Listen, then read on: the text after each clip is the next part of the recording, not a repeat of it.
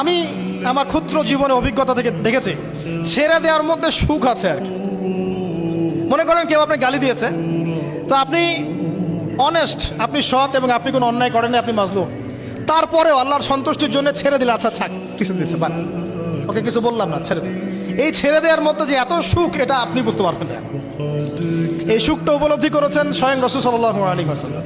মক্কা বিজয়ের দিন ওই যে বহু মানুষ এসে কি বলেছিল, ভয়ে কাঁপছে যে রাসূল সাল্লাল্লাহু আলাইহি ওয়াসাল্লাম তাদেরকে আবার মৃত্যুদণ্ড দেন কিনা, আছে না? আল্লাহ নবী বললেন যে লা তাসরিবা আলাইকুমুল ইয়াউমা, তোমাদের উপর আজকে আমার কোনো অভিযোগ নাই, ওয়া আনতুমুত তুলাকা, তোমরা মুক্ত, যাও, ছেড়ে দিল। এটা শান্তি।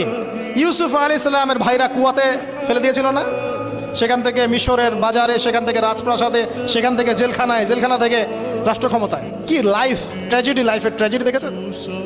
এখন ইউসুফ আলাইহিস সালাম যখন শেষে ভাই থেকে চিনলেন, তিনি কি ভাইদের প্রতি প্রতিশোধ নিয়েছেন? বলেছেন যাও, মাফ করে দিলাম, ছেড়ে। এটাই শান্তি। আল্লাহর জন্য ত্যাগের মহিমার মধ্যে শান্তি আছে। আল্লাহ পাক আমাদেরকে ত্যাগ করার তৌফিক দান।